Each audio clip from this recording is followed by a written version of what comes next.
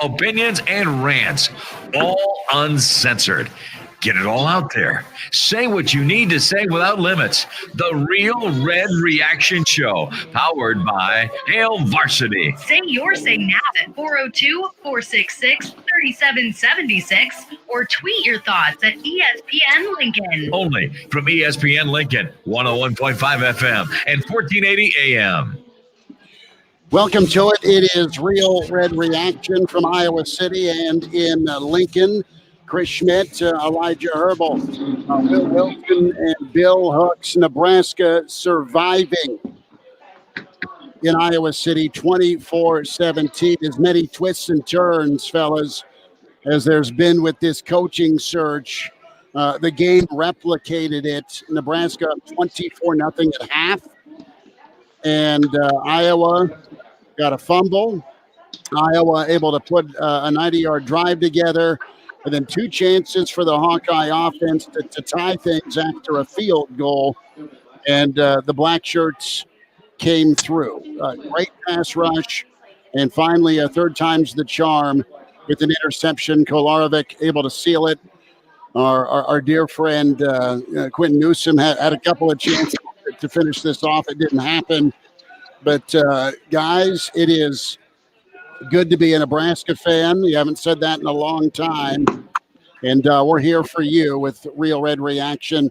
Our platforms, you can check the show out, KFOR, on Facebook and 96 Kicks, KFOR,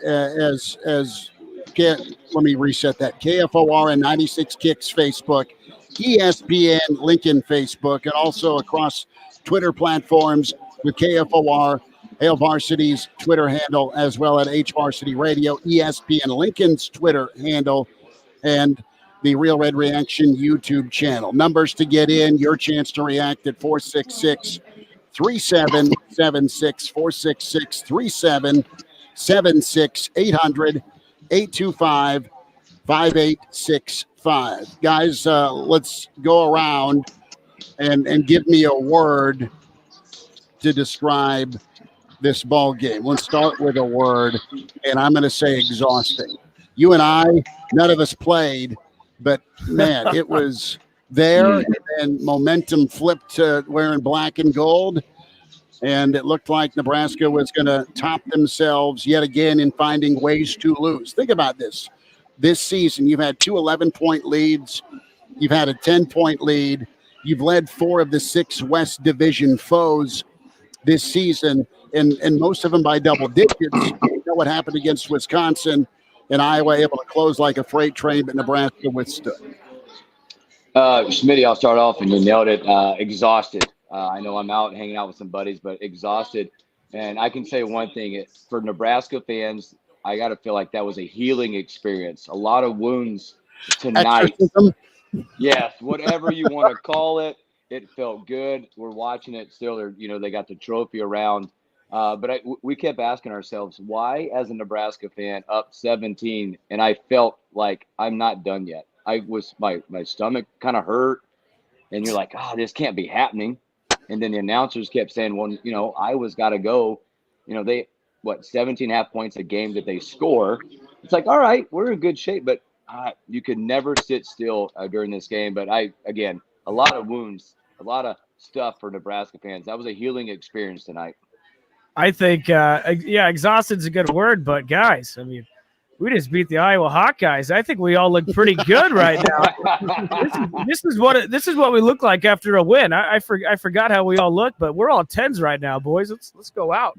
The word's relief for me. It's just relief, because you're sitting there the entire second half thinking, well, how is this going to go wrong? And there were so many moments where you thought, there it is. That's the moment where it all goes wrong.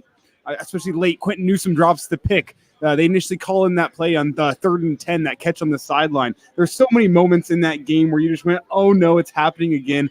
But the Huskers pulled it out. It's a moment of relief. And it's just relief moving forward in this program, too, because it's a big change coming this offseason. So we'll get to that a little bit later in the show, because right now I want to talk about a win. But it just feels like relief that rock bottom is past. That's the feeling I have right now is all those chances for that game to go wrong. A Husker team from 2 weeks ago, from 2 years ago, from 5 years ago, would have let that game slip away. But this team tonight did not let the game slip away. And it's just relief knowing that better days are coming. It feels like the start of better days. Elijah, you may be onto something. This book ends the end of the Frost era, right? I mean, this season is he started it with. Mickey Joseph's taken over, and this was it. No bowl game, but the theme this week was spoiler for Nebraska, and Nebraska did enough right. Now, you go +3 in turnovers, you better do something.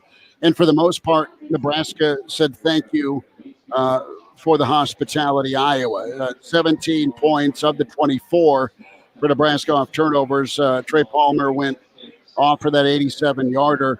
And you saw Palmer on the sideline. You're in field goal range, and Mickey decides to punt. And you know what? Those are moments with Mickey Joseph when it comes to in-game management. What is he going to decide? What's going to put his team in the best position? The temptation was there the previous drive at your own 19. You're short a half a yard on the third down play to Palmer. Palmer needs to get in the weight room. He got ripped down by one arm, and he was frustrated on the sideline. Nebraska again stands up. Listen, Iowa's quarterback situations not good. Their offensive line was not good. Part of that, though, was Nebraska and the confidence they had. I mean, look what Nebraska was able to do, fellas, with the pressure and the pass rush. O'Shawn Mathis, Caleb Tanner, Garrett Nelson, Ty Robinson, Feast. I mean, for the first time in a long time, Nebraska's defensive line, Nebraska's pass rush took over, and they were called on again and again to bow up. And yeah, this may be the start of a clean slate for Nebraska football, because they were able to finally win a one-score game. It never should have got to being a one-score game, but it did.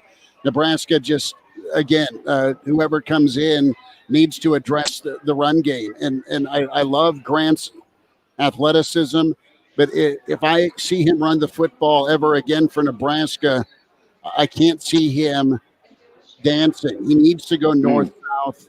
The Ramir Johnson fumble was unfortunate, but Nebraska went to Ramir for a time. I thought Casey Thompson was poised. I thought Nebraska's offensive line did a pretty good job today.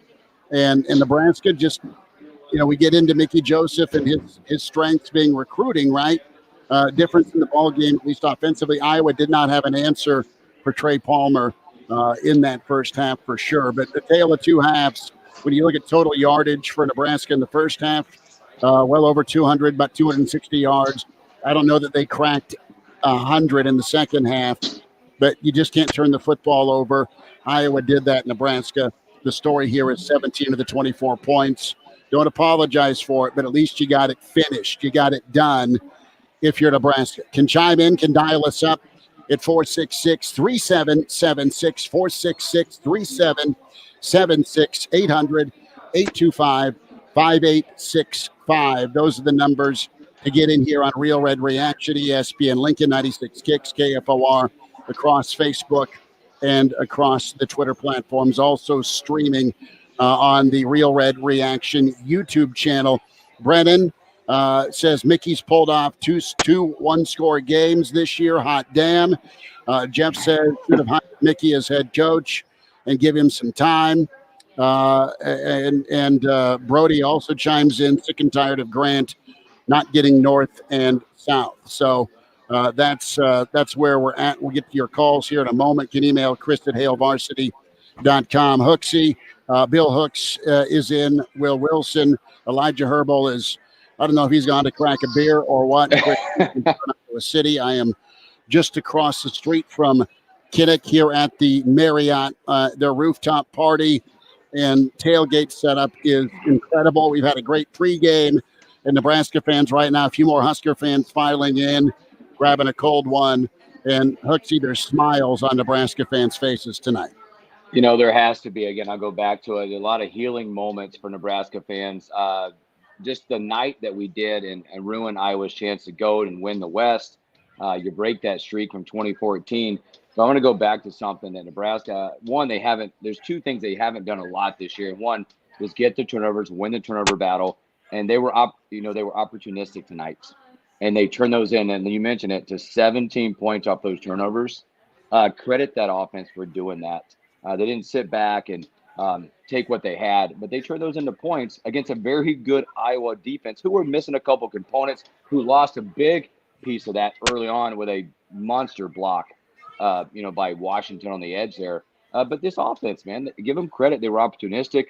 We're not going to get into play calling and all that, because I thought what they did in the second half by trying to slow it down, run the clock. Unfortunately, like you said, the Ramir Johnson fumble came at just a tough time in that game. But this team, man, you go back and you look at it, they've been in a lot of games. You saw, I believe a fully healthy Casey Thompson. The game plan obviously was to, go A, B, C, whatever on the remote. Trey Palmer once again, who, by the way, congratulations to him. 1,043 yards. He breaks the all-time receiving single season record by Stanley Morgan. It was just a great night. We can get into a lot of different stuff of what happened, what didn't happen, but it's a great night to be a Nebraska fan. Yeah, boys, we got a caller on the line. We got Jeff on the line. Jeff, you're on Real Red Reaction. Go ahead, man. Hey, how are you guys tonight? We are good. Everyone's got Great. a smile in their win. voice. Hey, gonna let you guys talk about if we should have ran the ball, if our defense was good, if the offense was good, the play. I'm gonna let you guys talk about that. What I want to talk about is if Nebraska 24/7 actually broke the news on Matt Rule being the next head coach, I think that was tacky, distasteful. They should have waited until the end of the season. If you can remember back when Tom Osborne was our athletic director and he was looking for a head coach, Osborne himself came out and said, you do not announce a new coach until the end of the season. And Tom gave so many reasons why. And tonight showed, in my opinion, the man who should have actually got the job is Mickey Joseph. And I think there's a lot of loyal Husker fans who Monday are not going to be happy with the selection that Trev made. Jeff, thanks for the phone call. There's been no official statement from the University of Nebraska on Matt Rule. You have different national writers from Pete Thamel to Chris Lowe of ESPN. And, yeah, the anticipation is it's going to be Matt Rule. The anticipation is there were some snags and the contract negotiations were ongoing. Elijah, you can maybe shed a little bit of light on this with maybe the roadblock being the Carolina Panthers here. Right now, we will get to Rule and the coaching situation in a moment. We're still reacting to the ball game. I mean, Nebraska's been on a losing streak for quite a while. You haven't had a victory Saturday/Sunday/Monday since you were able to beat Indiana. You've had near victory weekends when you've been up double digits on 4 of your 6 brethren in the Big Ten West. It didn't have to be a 4-8 season again. And right now, if Rule is the guy, I think things can work out well. There is things that are not negotiable with Matt Rule. One is being able to run the football when you're up by 17 points or even 24 points. Nebraska unable to do that. I mean, it got tight, and it didn't need to get tight. You can play not to lose. You can play conservative. And, Whipple, his choice was to run the football, to burn clock, get out of Dodge alive. And it got too tight, and the pucker factor turned into, 100. But it comes down to execution and what Nebraska has not been able to do for a long, long time. And that's run the football when they have to run the football. And that got down to it. Will, we got another phone call? Yeah, we do. We have Alden on the line. Yeah. Alden, go ahead, bro. All right. My name is Alden Zabava from Lincoln, Nebraska. Attending UNO currently as a freshman. And, boy, I know you're going to get a million of these calls today. But growing up in an era of Bo Pelini going like 8-4 every season, this win means so much to me. I had to sit through. I was down on the Huskies this year, but I'm not going to give any like statistical like breakdown of the game or anything. But I am just overjoyed with how the Nebraska played, because I can remember the last time we beat Iowa. I was in elementary school as a fifth grader, and now I'm a freshman in college. So for all of my era and all of my guys, this is huge for me. I'm so proud of my boys. Go Big Red, and I think we should keep Nicky Joseph. I don't know if they announced anything, if that's been a rumor flying around, but Nicky Joseph has my vote, so that counts for anything. That's what I'm going for. So. Thanks, Alden. Alden, thanks for the phone call. Yeah. You're going to get a Hey. lot of stuck in the moment with Mickey, and Mickey's done an amazing job, and Mickey needs to be on staff. But the here and now, fellas, and is Meg with us, or is she still having tech issues? Looks like she's still having tech issues. No Meg yet. Okay, we're working on getting Meg on with us as well for the reaction show. But yeah, enjoy the moment. There's days and weeks ahead and we'll get to the coaching search and discussion and all of that. But man, what a job for Nebraska to hang on.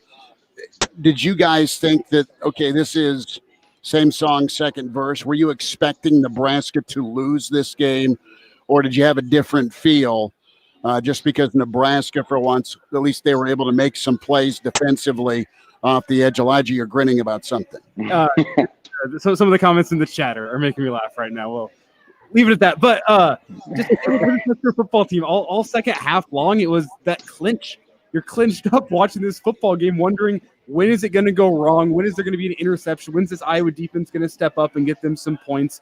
It just felt like that what is going to go wrong? You never once felt like you could text your Iowa friends and rub it in their face, because you always thought in the back of your mind they're going to come back and they're going to win this football game. So full credit to Nebraska, full credit to really the team on the field for not letting those thoughts in the back of their head come to the forefront. Even the TV guys were talking about it at the end of the game, saying anyone on that field, I mean, most of these guys were here last year. Most of them experienced Iowa coming back last year, not only last year, but the year before as well. Like, it's in all of the players' minds that this happened. It's what Iowa does to us in particular, but they were able to push that to the side and push through and get a win. And I mean, most impressive thing to me is, despite the fact that Nebraska was ineffective on the ground, it served its purpose late in the game. The fans were mad about the run calls, but Nebraska ended up winning the time of possession tonight, which is the first time in a long time. Say that again. Nebraska won out loud.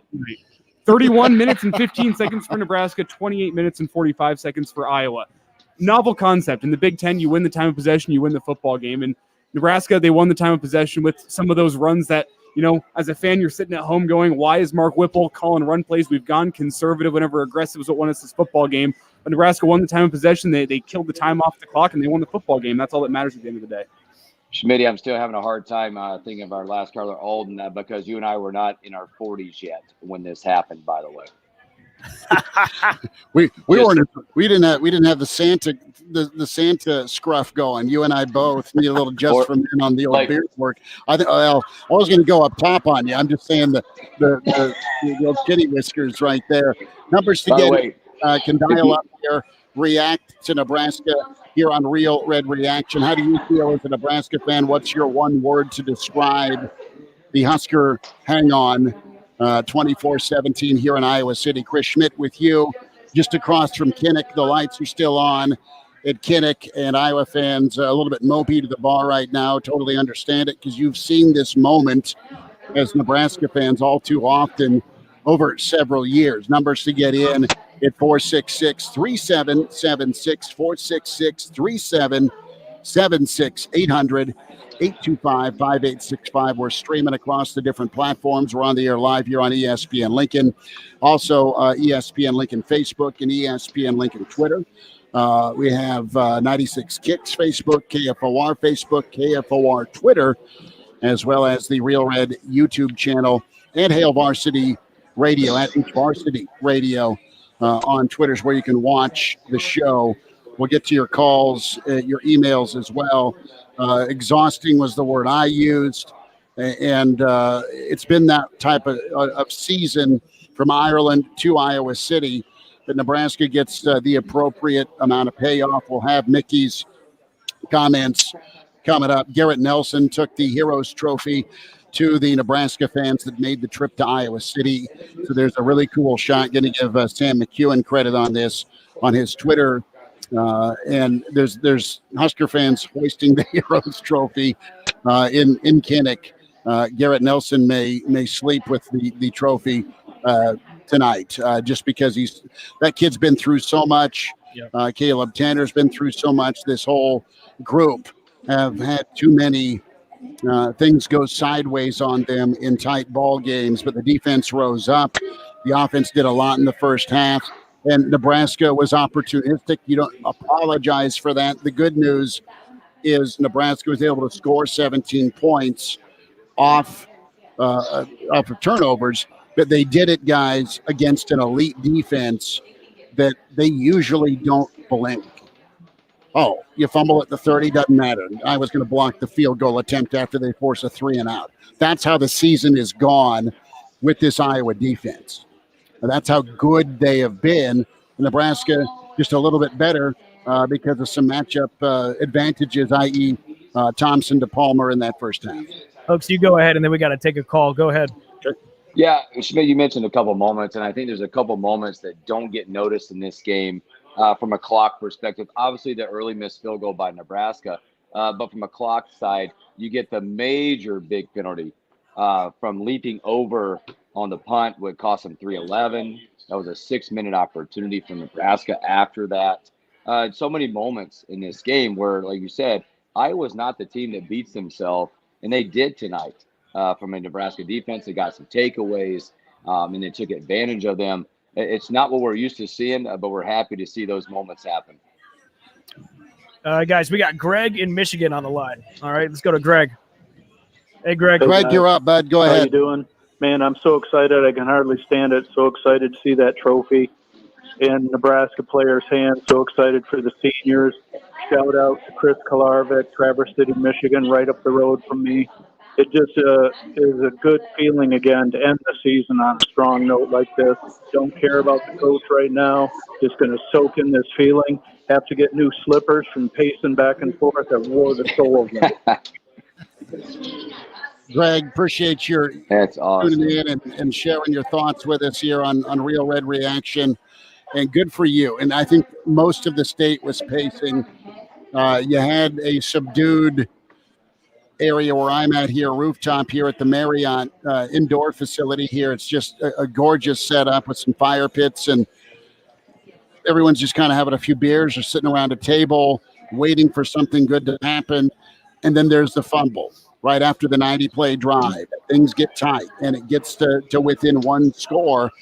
And I left right, man, about the 9-minute mark, and I was able to put up 2 touchdowns in 68 seconds after being stymied most of the ball game, or at least giving possessions away deep in their own territory. But yeah, enjoy this, Nebraska fans. You deserve to go into the offseason after this silly season, as crazy as it's been, feeling okay.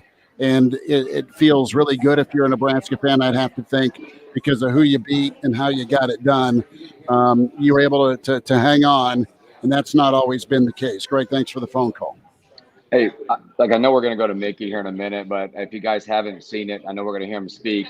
How much this is probably meaning to Mickey tonight and what's happening. We watched the press conference. I saw it up live on there, but he's got his kid in his lap and the biggest smile. Just you could see what it meant, the family atmosphere of what's happening at Nebraska. Just a cool moment if nobody got a chance to see it. We'll no doubt check the video feed of the post game here in a little bit. Calls, you're welcome to chime in and react to Nebraska's win over Iowa. First time since 2014, Nebraska able to hang on, build a huge lead off some Iowa mistakes. Thank you, says Nebraska. And then hang on thanks to a pretty fierce pass rush. And the defense stepped up. Offense, listen, the one thing you can say about the offense in the second half is they burned clock. Okay? I mean, that's it. They at least exhausted the clock. The one fumble was not good, but overall, I don't know about you guys, but it felt like you're waiting on another turnover, weren't you? You're waiting on another turnover. You're waiting on something. And that's been the mindset for Nebraska fans for so long, because it's been the story. You're waiting for something bad to happen. What else is going to happen? You saw the Wisconsin finish. You saw the Minnesota finish. And you're just sick if you're a Nebraska fan. And then you finally hang on and hold it down defensively against Iowa. Elijah, what are you thinking here? Well, I'm just looking back at this game, and it's almost the reverse story of what you expect with what Iowa did tonight. Usually you expect Nebraska to be a team that shoots themselves in the foot, and Iowa just has to be patient and wait for that Nebraska mistake to happen for them to get back into the football game. Tonight it was opposite. It was Iowa with 4 turnovers. It was Iowa. It just felt like at some point something was going to go wrong. There was going to be a lapse in judgment from a Hawkeye, and there's going to be a penalty. There was going to be a broken coverage, and Trey Palmer was going to get loose. It felt like if Nebraska just stuck to their game plan and kept on chopping wood, eventually Iowa was going to be the team making a mistake tonight. And that was just such a welcome change in that Nebraska, you knew that if you just played clean football, didn't turn the football over, especially in that second half, ran the ball, ran some clock, you knew Nebraska was going to win that football game, because every single time an Iowa quarterback dropped back to throw the ball, it felt like something bad was going to happen. Half the time Iowa was on offense, it felt like you were just waiting for Nebraska to go out there and make a play. And after what you've seen the past 5 years, that was just such a welcome change. Yeah. And I hate to say it, but, Iowa had some key guys go down, and I don't know, maybe that helped us. The backup quarterback didn't play great, but a win's a win, boys, and 8 years. Has it really been that long? Listen, I'm in my old house in my basement. It's the Des Moines Pearson L show, that second half, right? And it goes to overtime, and Kenny Bell gets the overtime touchdown. So, yeah, it has been that long. A house, a dog, kids in high school now. It's been forever in a day. And the guy I'm here with in Iowa City, my dear friend Iowa Russ, I'm sure he's wandering in traffic right now because he's sick. And the other unpopular thing here is Brian Ferentz. We cannot repeat nor get a microphone near Iowa fans upstairs here that are dealing and dwelling with Junior call-in plays. And Iowa had a golden opportunity to get to Indianapolis, and Nebraska enough to say no. Meg is with us. Meg, how are you? Hey, I'm good. Apparently, Jesus only lets me connect from Memorial Stadium. I'm good, man. Hey, you know what? The second half was rough, as most of the second halves have been this season, but what are you going to do? Chris, you and I were at the press conference on Tuesday, and the topic of spoiling Iowa's Big Ten West hopes came up. Caleb Tanner had obviously a very Caleb Tanner answer to that question. It was awesome. And he's like, hey, if we're here to ruin their chances, we're going to ruin their chances. And I just kept thinking about that the whole game, and I love to see it. I mean, it got ugly in the second half, but what a way to win. I mean, just really finding a way. The defense doing what the defense does, and how awesome we got to see the defense show up for 4 quarters today. I love seeing it. They hung on. That was impressive, and it was up to them to close it out if you're Nebraska, because the offense was doing nothing. Moving forward here, we'll go around the room here. What do you think of Nebraska's plan as they came out? Whipple's like, I don't care that they're a highly ranked defense. We're going to throw the football. They did. First drive, Nebraska gets no points. And Elijah, you hit on it at halftime that how large could that missed field goal loom? It almost really came down to it. Nebraska got enough stops again in the second half that was key. But moving forward, you're just going to have to be more consistent offensively, don't you think? We'll go around the horn here on that, but that's got to be a plan moving forward here with the direction Trev goes. Well, you say Nebraska's got to be better offensively, which, yeah, of course. But the way to get there is through offensive line play. And I do want to start off this point by giving full credit to the offensive line for their performance today. Running the ball, they were hit or miss. I probably give them a D on the ground in that you couldn't run the ball when Iowa knew you were going to run the football. But I don't think any Husker fans were expecting you to be able to get much going in the run game today. Where I want to give them credit is for the most part today, they kept Casey Thompson clean, let him get a full drop back, and let him find his receivers and let him hit it in stride. And that came down to the offensive line. It wasn't because Iowa wasn't bringing pressure. It wasn't because Iowa was trying to sit back and play zone defense. Iowa at times came after this offensive line, and in pass protection, this offensive line held up. That was just such a huge change from what we've seen previously this year. That it really swung the game, in my opinion, that Casey Thompson was able to go find Trey Palmer. And Trey Palmer said in his post-game show, you see what happens whenever I wake up pissed off, and he had a great game. But I think it starts with the offensive line, that they gave Casey Thompson enough time to go find a wide-open Trey Palmer down the field. So I want to start off by saying that, but I will also say this offensive line needs to be leaps and bounds better next year if Nebraska wants to make a bowl game. The talent at the skill positions, I think, was good enough for Nebraska to be a 7-5, maybe even 8-4 football team this year. And whenever you give those guys room to operate, Casey Thompson, Trey Palmer, you saw what kind of impact they can make. But the difference was today, the offensive line gave them time to go and do that. And you didn't have that previously this year. So if the offensive line can make some strides, can get a little bit more going in the run game next year, can keep the quarterback protected. I mean, it means good things for this offense. I'm not saying they're going to go win the Big Ten next year behind a better offensive line. There's still more work to be done, but that's where you have to start. If the offensive line can improve this offseason, I really like Nebraska's odds, because aside from the offensive line and the depth on the defensive line, I think this Husker football team was better than the record would indicate, but those two places held you back so severely that you are a 4-8 football team. Yeah. You know what? I mean, let's be honest. When you mentioned that you talked about the game plan, whip was going to be whip. It wasn't changing tonight. He had the play sheet. If he was going out, which we all would assume he's going out as whip. And that's what happened. 5 of the first 5 plays, pass plays. He's like, I got my guy Casey. We got Palmer out there somewhere. Let's duck and chuck and let's roll. And I think that's I didn't expect anything different. I think it probably hurt him a lot to have to manage the clock in the second half. I think he was like, oh my gosh, I got to run the ball again and waste clock.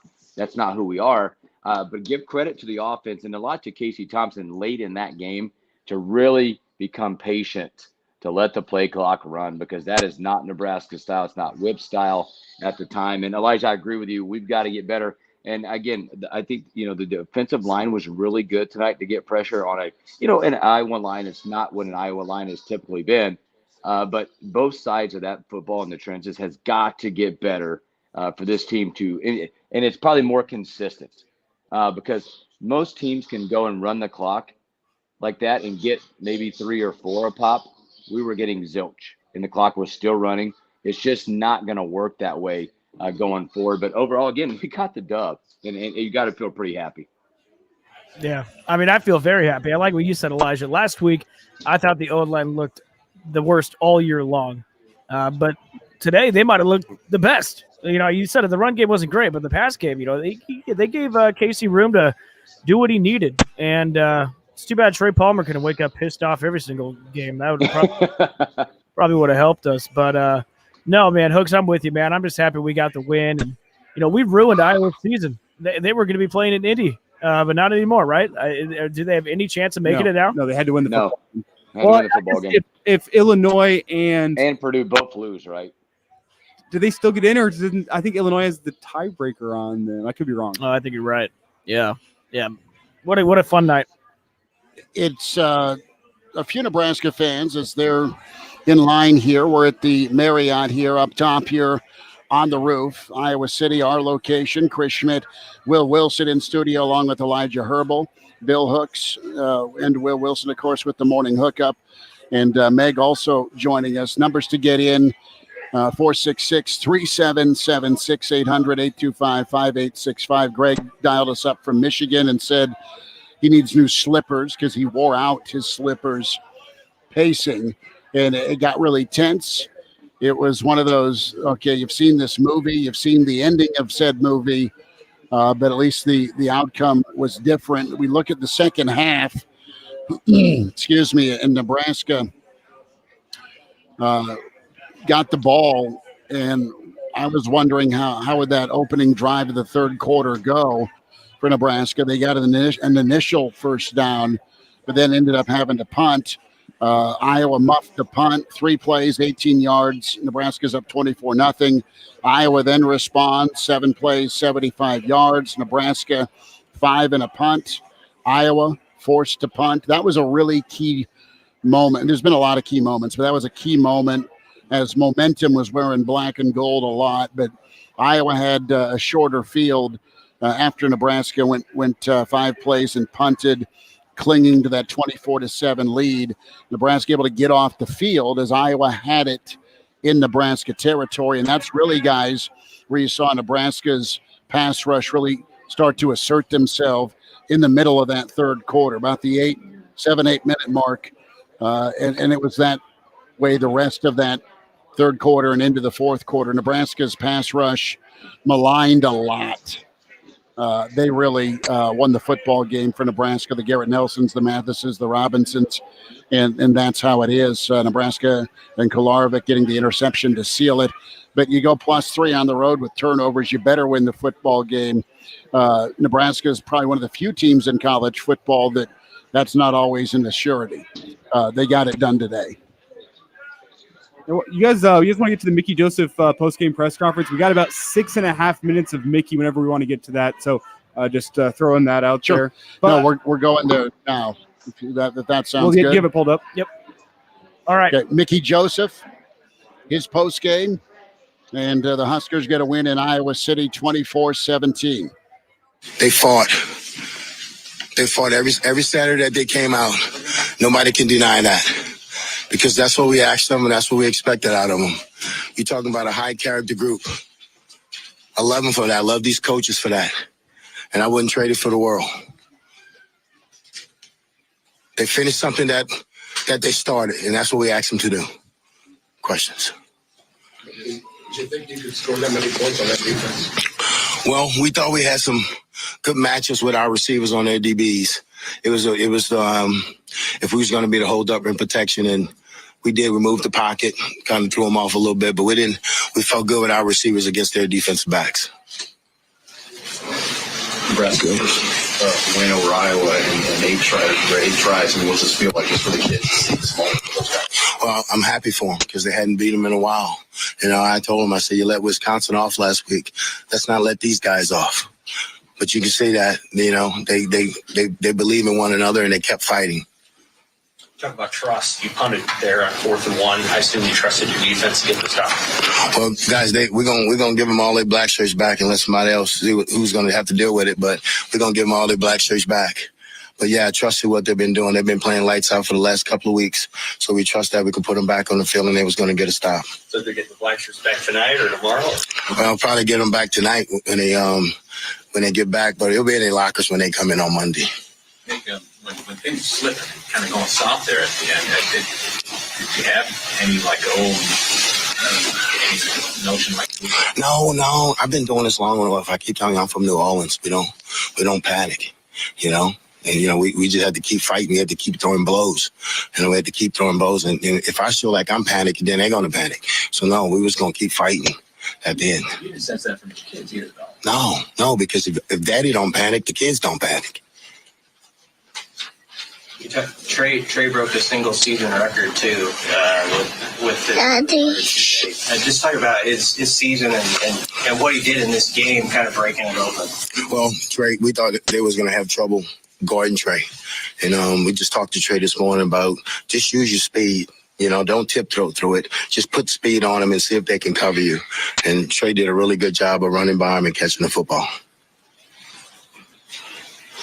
Other questions? Mickey, what kind of Mommy. What is this moment for this guy? It's big. You know, they're going out a winner. They won their last game. And it was hard on them because every loss, you know, they understood why we lost. And we said, hey, we got to play 60 minutes of really good football. And we had to play, and we did it today. We had to play 60. Last week against Wisconsin, we played 56. So we played 60 today, and that's how you need to finish in this conference. What was that like Mickey, for you running off the field with fans kind of going crazy, and you can tell how much this fan base like. Oh, listen to me. You're right. I forgot these fans. These fans are unbelievable, and I appreciate their support for me and the team. And they came out tonight in numbers, and they were screaming, they were yelling, and I'm glad we was able to get that win for them. But the fan base, we have the best fan base in America, and I think everybody knows that. What you had made a comment earlier in the week that you're going to enjoy tomorrow with your family. Do you have any sense of what lies ahead for you as a coach and then the rest of the staff? Hey, no. We control what we was able to control was to play this game and win this game. Now it's not on us right now. We just sit back and play the waiting game. But you know what? I've been through this before. So I'm helping these coaches that haven't been through it. But we have a really good coaching staff. And they all going to land on their feet because they're really good football coaches. It happens in this profession. It's changes that made in it, and they understand it. But I take my hat off to them because I told them today that I really respect them as men because they didn't quit. They stayed in the fight with the kids. Not one day did they say, hey, I don't want to do this. So you take your hat off from them. You got to understand, we had to hold this thing together for 11 weeks. Not 5 and not 6, 11. And they did it. We didn't get the wins like we wanted, but they held it together. What are you most proud of about the job that you did? Well, I think what I learned on this job is that I had to be a good person in front of being a good coach, because that's the only way these kids and these coaches are going to believe in me if I was a good person. And I think that happened. And usually, the Joseph boys, we're good people, and that's why these kids was able to follow me. One or two more? No matter where you go from here, how do you think, that's really early, but how do you think you're going to look back at the year that you had to come back and be the head coach here at Nebraska? Well, like I said, I picked Nebraska to come to Nebraska 2 times in my life, 1987 and 2021, that I came back here. I could have went anywhere in the country when I came out of high school. I could have went anywhere in the country when I left LSU. But I chose to come back to Nebraska. It's a good feeling. I love Nebraska. I love the state. I love the people. I love everything what Nebraska stands about. And I think you can see today that they these kids are young. They're young in this conference, and they believe now. So now you got to just build on it.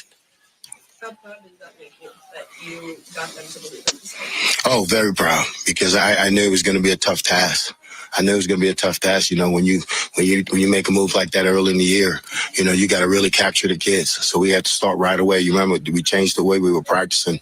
We gave them off on Monday. We kept them in the building on Sunday so they can block out the noise. But they did a great job of doing that. So, yeah, I'm proud of them. I'm proud of the kids and proud of the coaches. Anything else, Coach? Is it important for you to be able to talk to the next guy who's chosen to get it? I don't think that's up to me. I think that's up to the next guy.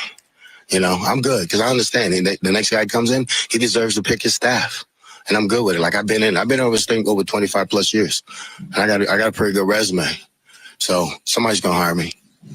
All good. All right. Thank you. Mickey, if the new coach, whoever it is, asks you recommendations or just evaluations of guys, are you open to giving them? Yes. That's something that you being professional and being, like I said, I'm a good person. I would do that. Thank you. It's Mickey Joseph and his post-game last thought there on what awaits Nebraska. Again, Chris Lowe reporting earlier today, Nebraska zeroing in on Matt Rule. That's not real news, but it's an official story from ESPN. Pete Thamel also reporting it. We have maybe the finish line nearing.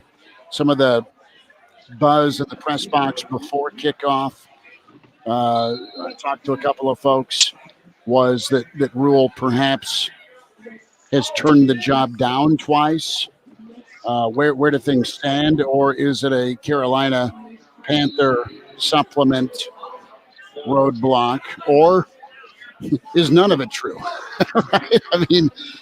Where are things at? You're in the waiting game that the coaching situation's taken a backseat because of what Mickey Joseph and this football team was able to do today in Iowa City. Numbers to get in at 466-3776,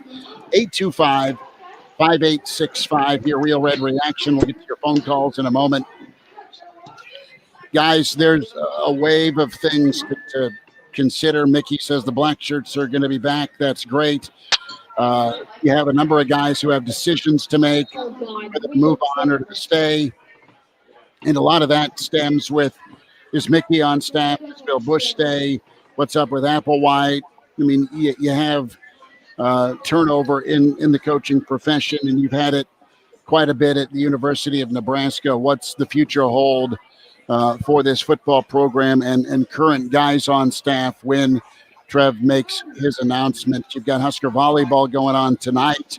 You've got a soiree of college football tomorrow. So I'm thinking if things get signed, sealed, delivered with Matt Rule, it's probably a Sunday morning or Sunday afternoon type deal, type presser, perhaps at the indoor practice facility at Hawks. Will, did you get a phone call, bud? Yes, sir. We got Bob up in South Dakota.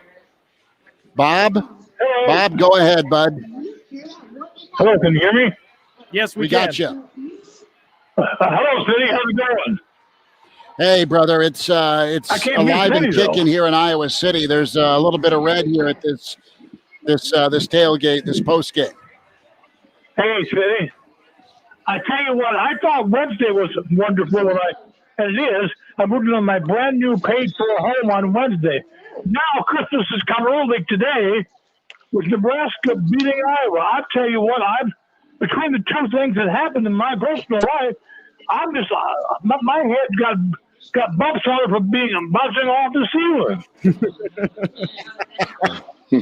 Congrats on the house, and I think you and Nebraska fans today are go ahead and smile and soak it in and enjoy it. But what a job by Mickey and the crew today, Bob.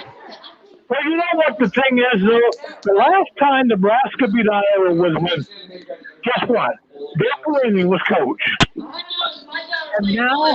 And now here we go. Here we are with Nebraska. I'd like to say this is a Super Bowl of college football for me. I mean, yeah, and I'm not exaggerating. I mean, this has been. I've had to listen to all the knuckleheads. I went to school in Iowa, but I had to listen to all the knuckleheads in Iowa for the last seems like an eternity. Give me crap about Nebraska. Finally, I can shove it in their faces and tell them, eat it, enjoy it. Finally, Bob, you enjoy it, and you serve up some of that humble pie, brother. Oh man, and God bless Mickey Joseph and the staff. That was just phenomenal. Wow. It was. Bob, you take care. All right. Thanks for the Hey, phone Bob. call. Bob is a whole mood. Meg and Buxy and Will and Elijah, Christian here in Iowa City. Bob, I love hearing his voice and him call in, and you got to hear it a handful of times this year. There's been a lot of rage with Bob and frustration, but he is celebrating his Thanksgiving weekend. Well, and it's because that celebration comes from it. It feels like, and Huxley, you can speak on this if you want. Today felt like the Huskers were turning over a new leaf. It really did. It felt like that moment of just the 4 years that we have just experienced kind of got washed away today. You finally ended that Iowa streak. You won it in a way where you knew that if this game was last year or 2 years ago, Nebraska would have found a way to lose it. They didn't find a way to lose it today. You have that impending hope of whoever the new coach is going to be coming in and changing things this offseason, taking Nebraska down the right path. And today felt like the first step in that right direction, that first step towards Nebraska getting back to where they should be. I agree, Elijah. By the way, can anybody agree that Bob can be on our post game anytime and be one of us? No doubt about it. Absolutely. And yeah, he's enjoying Thanksgiving, and I appreciate every bit of that. But this is, you know what? I go back. Tomorrow will be tomorrow. Sunday, Monday will be those days. But hearing Mickey talk about, it's hard to put in words what he just said, because 11 weeks of trying to keep something together, and for these coaches and these players to come to work every stinking day to try to grind and be criticized for whatever they did, and just his words and what this meant to get this done, and to find a way every week, because I think all of us, and there's a lot of people that challenge this team after each loss. How do they go back to practice? How do they show up for Saturdays? How do fans keep showing up for Saturdays? It's just something special that you just heard. And regardless of where Mickey's at, this game is gonna last a long time. It could be something that I think Elijah, you mentioned, like this thing could be built on. You healed a lot of wounds just because you broke a streak. You stopped Iowa from doing something that was just amazing. Like they're not gonna get a chance. And to see a lot of sad Iowa people up north. Yeah, that's the best. I'm with you, Hooks. Yeah, you listen to Mickey talk, and with all the coaches, all the players, they could have done their own thing, but it seems like they all still wanted to get the job done. And Mickey with his daughter there, and man, I'm really proud of him and the team. And you saw those seniors holding that trophy up at the end of the game. I mean, it's been a long time coming since that happened, and I'm happy to see that they finally got to enjoy that. And how awesome was that Garrett Nelson at the end of the game, taking the trophy around and letting all the fans get it on it too, because not only has it been long 7 years for the team, it's been a long 7 years for the fans watching Iowa come in and curb stomp us every single year. So to see Garrett Nelson be able to take that trophy and just the release of Husker fans of being able to lift that trophy above the head, even though you didn't play for anything, you didn't put your body on the line. The fact that Garrett Nelson's first response was to take it to the fans does show that he gets it. He gets what it means. Who's that? Who's that kicker that came in here and waved to us? I want to find him. I want to find him and fight him. Blowing kisses. Duncan with the arm roll and blowing kisses. Yeah, I want to fight him. Will, I love you. I just don't know that you want to go. I can take a kicker. What do you mean? Hey, Will, I got you. Just call me before you make those decisions. I'll call all of you. Thank you. You're going to show up. So let's spend a minute here with Hawkeye's reaction. Caleb Johnson ran for 109 yards, 16 carries, did not touch the ball in the fourth quarter, was not involved in the passing game. And, Big Bry may get shipped off to the NFL. He's not fireable. He makes $900,000 a year, and Hawkeye fans just can't take any more of him. Good offensive line coach, but as coordinator, he's been problematic. Iowa a mess at quarterback this season, wasting an elite defense. And it was, if you're a Nebraska fan, really impressive to see Nebraska play confident. The game plan they put together, I had a chance to see Coach Whipple at halftime. He didn't go down with the team, but Whip looked a little rough, had some health issues this week, potentially, and had some personal stuff, I should rephrase, and likely health-related. And Whip put a game plan together with Nebraska staff, and they didn't blink, guys. They went after it, and they got the football handed to them a few times. Now, I'll say this, the muff punt was a nightmare if you're Iowa, but it's not like Nebraska didn't force some of the mistakes. On those third downs, it was Bush dialing up edge pressure with an overloaded right side, and here comes Caleb Tanner or Vaugh off the edge, and Iowa had no answer. Iowa really exposed on their offensive line today.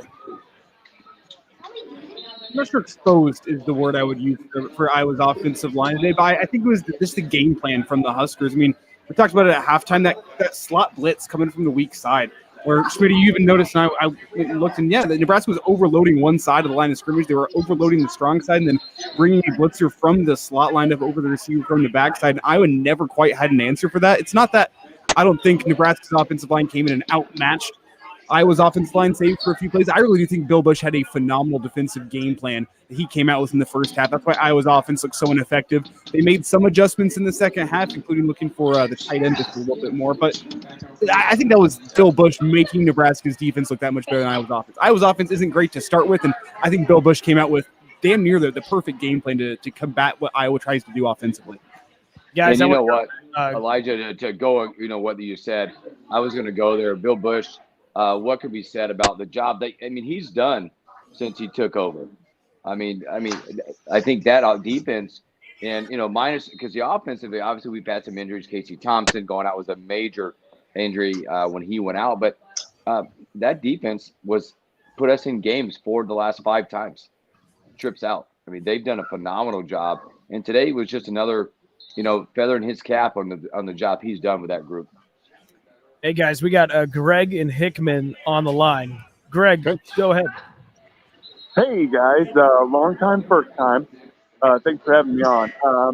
The big question of the night is, we've gone through a couple of offensive line coaches in the past 2 years. Obviously, our offensive line is the main issue with our offense. So what do we do? I mean, obviously we've shown that we've gotten 2 different coaches, and things haven't gotten any better. So what is the answer going forward? Thanks for having me on.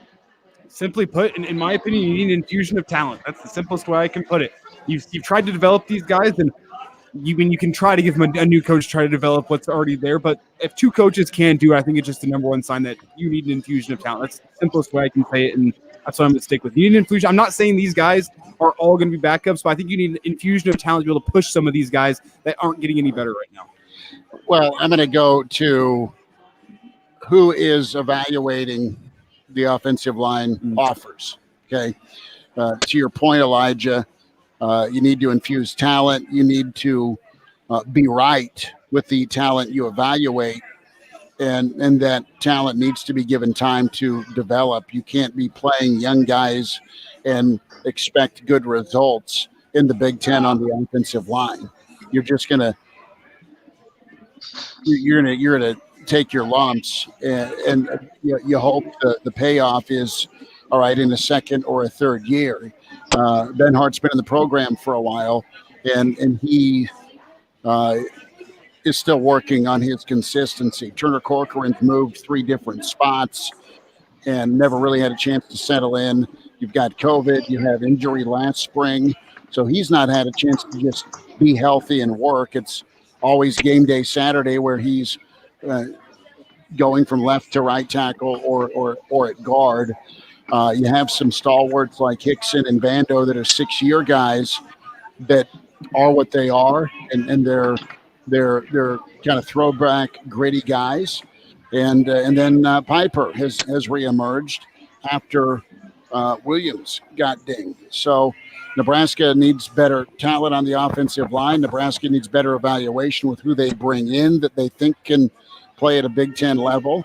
And then you need time and development, and you need options and depth. You need to be able to go to somebody else and not have a Grand Canyon sized gap with what is behind your first team guys that, quite frankly, don't get it done. The other part of it too, and I'll be quiet and we'll go around the horn on this O-line topic, Greg, thanks for the call, is the emphasis. When push comes to shove, Ripple's not a run first, second, or third guy. And while in the first half it worked, you were able matchup-wise to use your speed and athleticism with Trey Palmer to build a lead. When it came time to put the ball game away, you couldn't do it, and you've not been able to do it a lot over the last several years in the Big Ten because your offensive line's been poor. The bells and whistles of your 5-star speed demon at wide receiver are going to make a lot of big plays and score a lot of touchdowns, but ultimately in the Big Ten, it is about finishing in the fourth quarter with about a 4-minute drive and about 3 first downs, and you do that on the ground. Let's go ahead, man. Yeah, Smitty, there's a couple of things that stick out to me. It feels like Nebraska over the time really hasn't had football dudes, the ones that live and breathe what they're doing. And it seems like we've also gone to whatever the measurements are. For instance, if you're 6'7" and you're 3 or whatever, you could play line. We need to start digging into some of those dudes that are just football dudes, regardless of measurements, that that just want to grind and really take action. And again, I think part of this is, and I'm not going to call it out, but it's also what the program looks like from the strength and conditioning, from the weight, from the room. I know we got a lot of stuff where dudes are squatting a lot of weights, but it's not translating in what's happening on that field. They get kicked around a lot over the last few years, and something needs to change on that side, for my opinion as well. Well, I say this as a former offensive lineman. Strength and what you do in the weight room is important, but there's a hell of a lot more to offensive line play than being the strongest guy on the field. I've seen a lot of very, very strong individuals play offensive line and be absolutely terrible at it. There's a whole bunch more than how much you squat. And that's what I see going on with this Husker football team. Sure, maybe you squat a lot. Sure, maybe you're awesome in the weight room, but you don't do the little things that make good offensive line. That's what my eyes see from this offensive line. Yeah, I think, we're in the Midwest, right? I mean, we have these guys in our backyard. When you think of the Midwest, you think of big, strong dudes, right? And so we can be able to get these guys here. We just got to get a guy who can get these guys here, develop them. I don't like putting all this stuff on Coach Raiola because we're at the end of the season. Who cares, right? But who knows if that was the right move? But I just feel like we got to get the talent in here and get a guy in who can develop these guys. And because they're here. We're in the Midwest. Let's get these guys. I agree, Will, and I think we saw that, several coaches back when Callahan was here. Callahan's an offensive line guy. We had a huge O-line when Callahan was here. That was a specialty, and not to mention they were fat. They were good. They were a good line, and it's been a long time since we've had a line that good. But I think, to Schmitty's point earlier, one of the biggest issues we have is that Grand Canyon gap size of talent between your starters and the backups. That's really frustrating. And Mickey has preached this over and over and over. We've heard him in press conferences after every single game this season. To compete in the Big Ten, you need depth, and we do not have depth, especially on that O-line, and that has been so frustrating. We talk about next man up. It's a little scary, next man up in that position, if we're being quite honest. So that is the big focus. I think, honestly, on my board, that's number one focus, is getting that O-line dealt with. Vic chimes in on our YouTube feed, and you can always find Road Reaction on YouTube. Just search up Road Reaction. You can find all the replays as well. He says, Thanksgiving with the family and the Iowa-Nebraska game has reminded me why I am happy that I live in a state that has legalization. Vic chiming in from Colorado. It's not just Vic. It wasn't just Vic. It was Vic Blaze. Yeah, rub it in, Vic. Beautiful. Jealous. So Kelly. Sam weighs in here, and he wants my advice on this is Crew Charlton. Oh, no. Chris, any words of encouragement for not offing myself?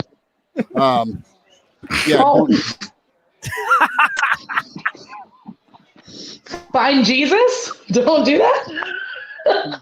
Yes, that's about right. Don't do it. Cruz Grant questioning my Iowa friend. Bless his heart. He's got a Busch Light and he looks sad over there. But no. Yeah. A couple most sadnesses. Yeah. You know what the best part of this is? We have 2 more days to hang out, and the sun will be out tomorrow, and we'll be in Husker gear. We won't be putting it away for the year. I've got a buddy that just said, hey, I got to go to a Thanksgiving tomorrow, and they're all from Iowa, and baby, that is going to be turned up for that. Oh, yeah. Well, I mean, look what's coming up this week. We got 2 days off, but also you have 2 days where either day, more likely Sunday, though, you could have a coaching announcement. You could know who Nebraska's next coach is by the end of the weekend. And, Will, you're giving me the look of maybe we need to a commercial break here. We've been going for a full hour here, and maybe we'll get to that a little bit later because I think we're also riding the high a little bit of this Husker victory. But, I mean, the high could continue through the weekend next week, depending on who the coach is, depending on what the announcement goes like. I mean, this could be a Husker high that lasts a couple weeks, and I guess we'll see what the volleyball team does tonight, too. It could be just a phenomenal weekend all around, aside from the basketball team. I can tell you right now, they hung in against Memphis. That shocked many of us in the press box. Listen, it does feel like and not to make too much of this, but think about how weird it's been historically with Nebraska football. You have the Solich situation, final game of the year at Colorado, right? You have Bo in Iowa City 8 years ago, where Nebraska has an incredible comeback where they were down 17 points. And then today with Mickey Joseph in Nebraska with that interim tag on for 11 weeks and what they were able to do. You can build on this, and I thought Mickey hit it on the head where, listen, you found a way to finish. And that was uber intense. The cards were stacked against you. You, through no fault of your own, got a giant cushion. You're up 24-0 on Iowa. And then it got really tight. They made some plays. You didn't. And then you made one more play to finish out. And that's something that has missed Nebraska so long. And you get into the one-score wins, right, where you were 1-23 the last 2 years. Elijah, I think you're right that maybe you can finally turn the page into something good moving forward for Nebraska football. A win can do that for the kids coming back in the program. I mean, it ends the poor feelings. It's been 7 consecutive years of you finishing your year with a loss to Iowa and having that dark sinking feeling going into the offseason. I mean, do you guys know? You guys want to know what the top song was in America last time Nebraska beat Iowa? I'm going to guess 2014, Katy Perry. I was going to guess Katy Perry, too. Not Katy Perry. It's Taylor Swift, Shake It Off. How long ago did that feel, that song? Close enough. Oh, God. All About That Bass by Meghan Trainor. Just like, I can't believe it's been that long since those songs were popular. Those are all throwback hits now, and that was the last time Nebraska beat Iowa. Those were the top songs in the country. That's how long it's been. That's how many years Nebraska has finished their season with a loss. And it all ended today. Nebraska finally turned over a new page, took down Iowa to close the season, and there's good feelings going into the offseason. I didn't even know what beer tasted like back then. Don't believe you. Okay. Will and I were sophomores in high school. We were sophomores in high school the last time Nebraska beat Iowa. Hey, you guys can both be quiet. From Schmidt now, you can both be quiet right now. We're done. Guys, I had a 7-year-old, a 4-year-old, and a 1-year-old at that point. So wow. I couldn't even drive.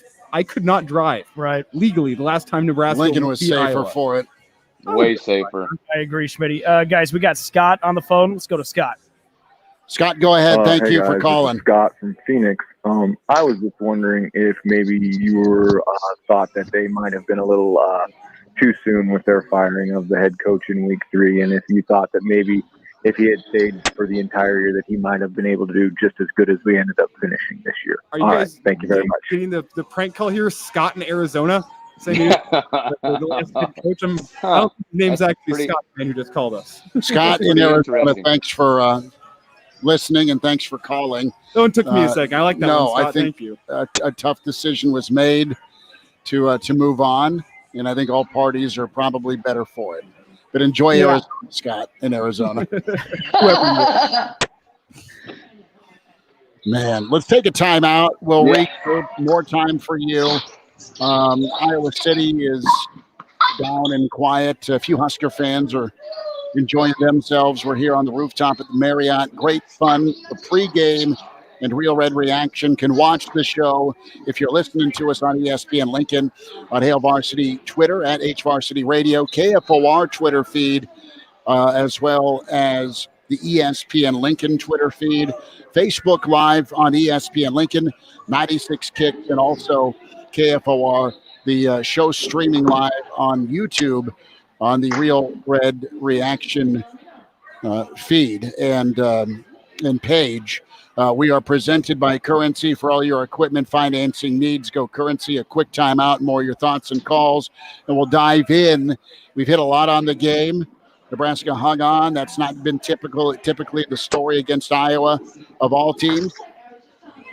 But now we'll turn the page from the game to Matt Rule. And if and when that happens this weekend, we'll dive into that, get more of your feedback.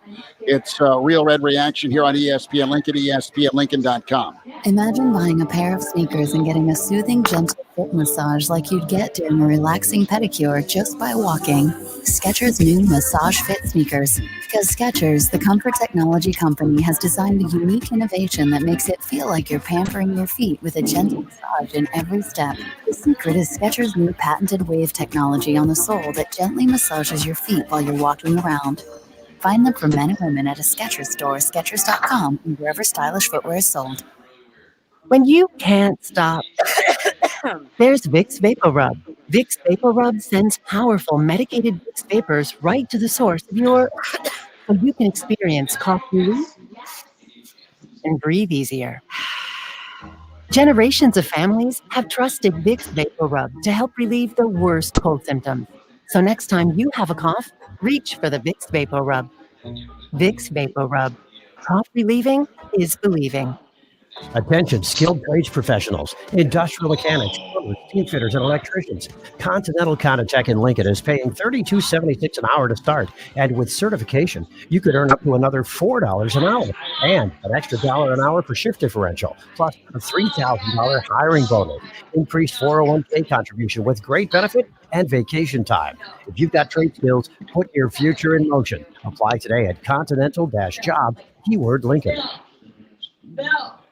Black Friday is here at Menards, and we've got the perfect present for your loved ones. Get your projects done with a wet dry shop vacuum from Masterforce. You can get it for the low price, only $54.99. Give your floors a deep clean and get a Hoover Power carpet. Sorry, we're on commercial. I'm going to go back a minute.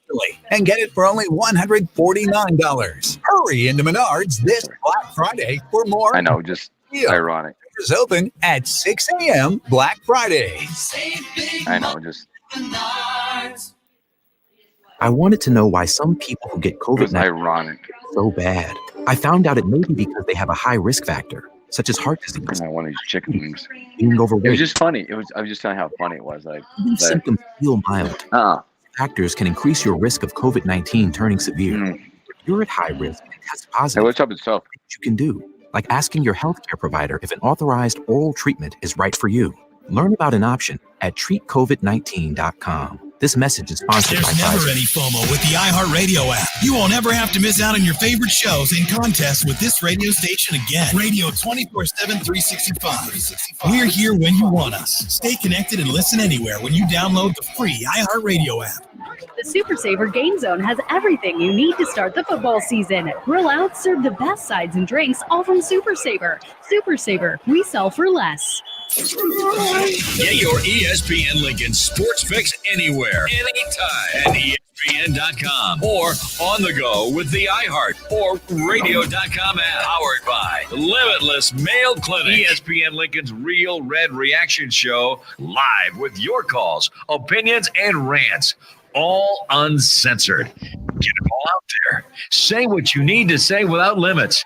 The Real Red Reaction Show, powered by Hail Varsity. Say your say now at 402-466-3776 or tweet your thoughts at ESPN Lincoln. Only from ESPN Lincoln, 101.5 FM and 1480 AM. Back here in Iowa City, Chris Schmidt and Real Red Reaction continues. More of your calls coming up, and reaction to the coaching search. We spent the last hour 15 on the win, right? Just go ahead and exhale. You were breathing into a paper stack, most likely, as a Nebraska fan in that fourth quarter. The last minutes, you found a way to get it done, and despite the offense, I guess. And here in Iowa City, it's been a good time, man. Good folks here, and just wonderful setup for pre and post game.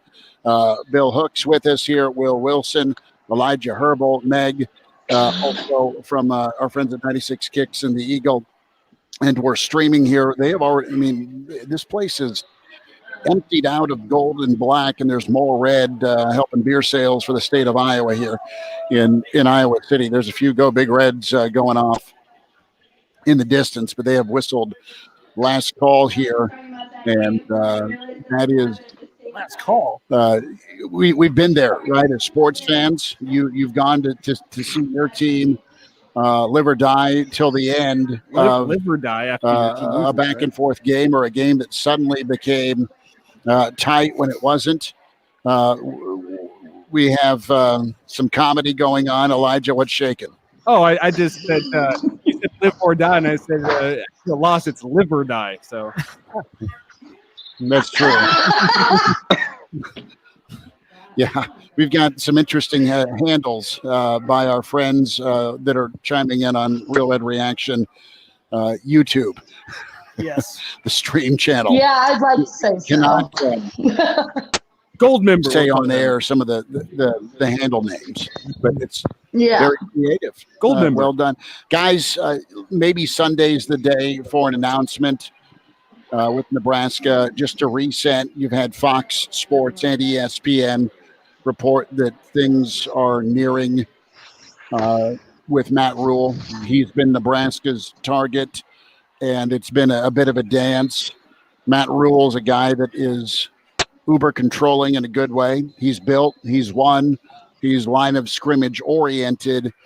And I think there's kind of a lukewarm reaction. At least that's the vocal response of or okay, sure. I mean, it's one or the other.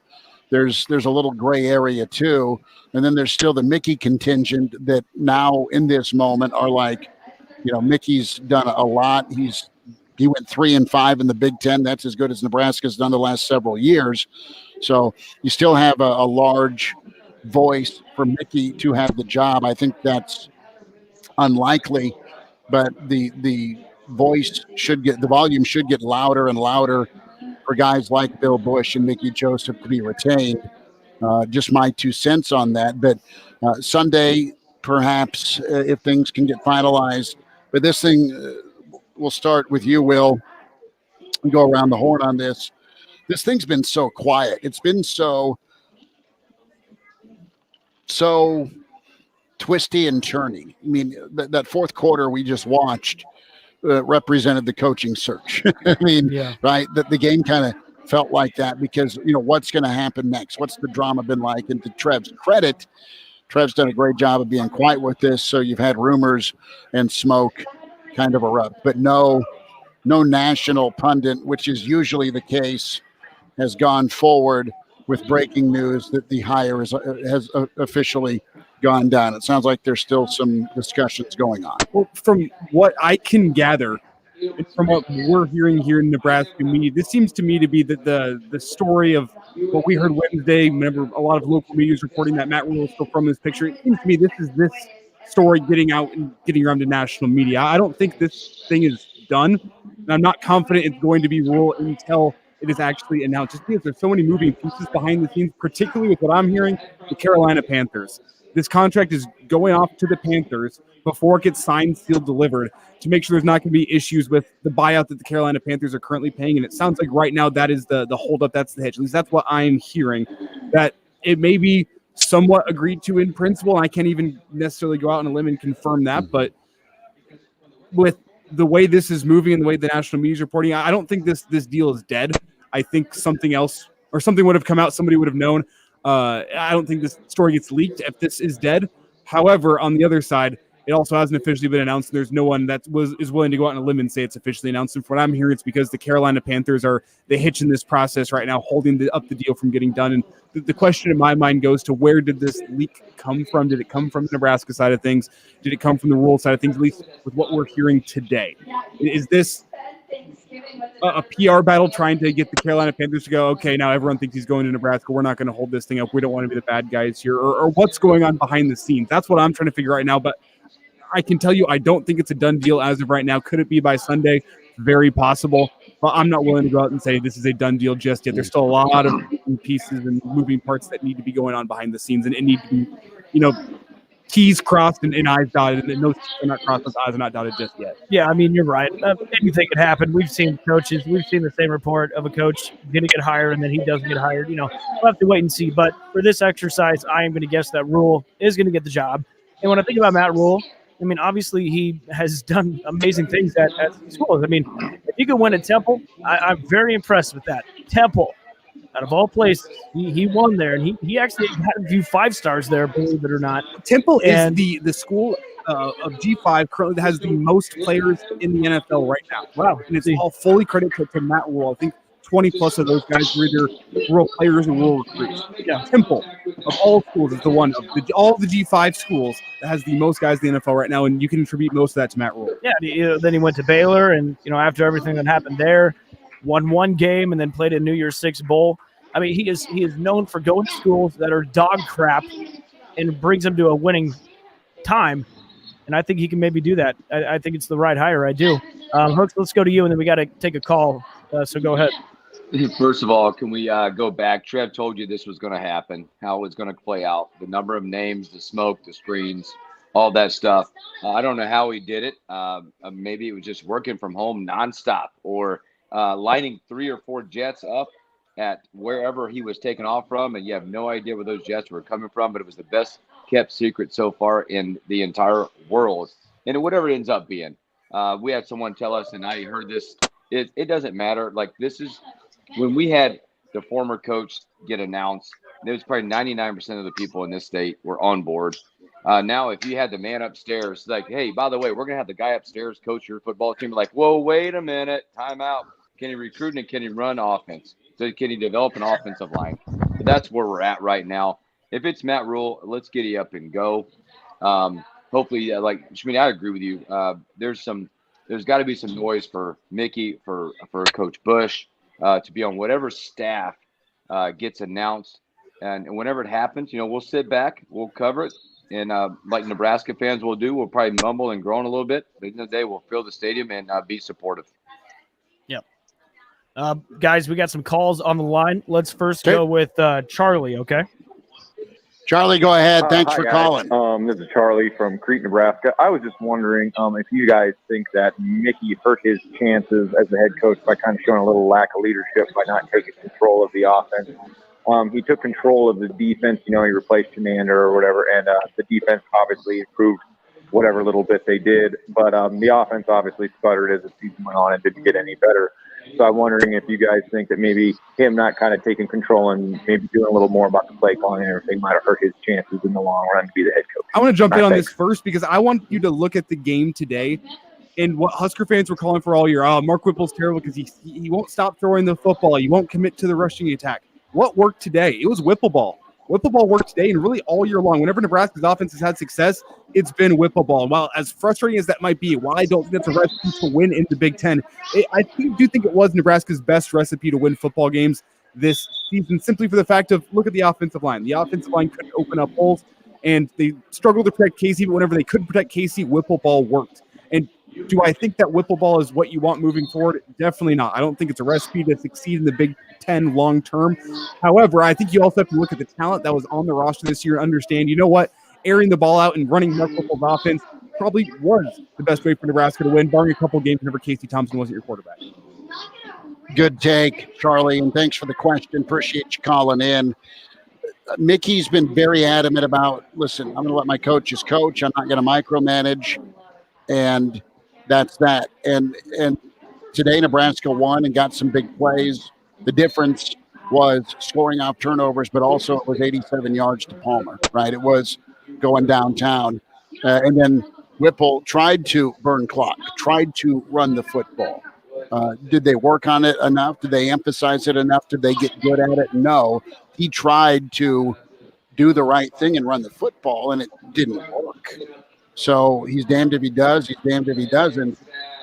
Moving forward, Mickey knows that the path to success in the Big Ten is being able to run the football. He knows that style is what's going to win ball games for you. It's hit or miss, man. It's feast or famine, relying on big plays, and that being your identity on offense. Guys, we got another. Meg, go ahead, and then we got to get to another caller. No. But go ahead. All good, Will. Yeah, I guess the other thing too, and I think you and I have talked about this a couple of times. People are talking about Mickey taking over as head coach and all this talk. And my question is, and I think this has been brought up a couple of times, but does Mickey even want that role? I think that's a big question that doesn't get touched on enough. He might not want it. I think he did a great job stepping up when he needed to. But we don't come to fruition. Right. You froze. I think he wants it. I think he got a taste of being in charge, and I think he absolutely wants it, but understands it. Yeah. Will, who do we have? Schmidt, we got John on the line. Okay. John, go ahead. Thanks for calling. Thanks for taking my call. All I'm going to say is, Mickey Joseph is the man. That Rule and Lane Kiffin not. Okay? That's all I got to say. All right. John, appreciate it. Short and sweet. Yeah. Lane right now is lucky that he did not continue to flirt. But he was really funny on Twitter this week. Losing three is not a way to go out. He's still going to But at least Auburn. he probably got his ways ahead. What were you saying, Elijah? I got you turned down. Book it now. I still think Lane's going to Auburn, and I've said this for months. You can ask Schmitty, and if you listen to the Hail Varsity show regularly, you'll know this. I said it for a while now. Lane Kiffin is simply not a culture fit at Nebraska. It's as simple as that. Not a culture fit. I don't want to say he was never in the picture, but I don't think he was ever at the top of Trev's list. I don't think he was ever top of mind, and I would go as far as say I'm not sure he ever surpassed Mickey Joseph in terms of likelihood to be the next head coach. So I don't think that was ever a match made in heaven. And Lane probably going to go off to Auburn, or he's going to get a huge raise from Ole Miss. Regardless, he's going to be doing well for himself, and it's not going to be at Nebraska. I think I can say that with almost certainty now. And if I'm wrong, burn the tape, Will. just delete. Well, then Lane's going to have to delete his tweets, because if he goes to Auburn after what he said, go back and read the tweets. He never outright denies it. He says, check your sources, news to me. And then he just went and attacked this dude. He never said, I'm not going to Auburn. If you go back and look, read in between the lines there. Read in between the lines. He didn't go as far as Nick Saban saying, I will not be Alabama's next head coach. Then boom, he's Alabama's next head coach. He didn't even go that far. So until the season is over, you can't trust a word out of a coach's mouth about what's actually going on. We'll see what happens. But what's Lane going to say on Twitter? Nothing. It's happening. Just don't say anything. It's not. That's not Lane's style. You're Lane's right. style is not to go out and say He's a nothing good on follow. Twitter. Exactly. He's hilarious. Back to Rule for a moment, and listen. The concern with Nebraska fans has been voiced about his record against top 25 teams, and that doesn't faze or bother me. I think he's a really, really good coach.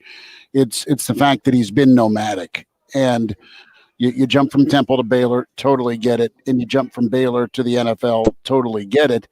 Is he a long-term solution? Because I think what Nebraska fans want is some normalcy and some drama-free coaching where you can settle in, build the team, win, be appreciated, and get this thing back on the right track. The other thing that's very real is coverage, and we're a part of it, and we're proud to be a part of it. But it's almost, and a coach told me this, it's almost like royal family coverage.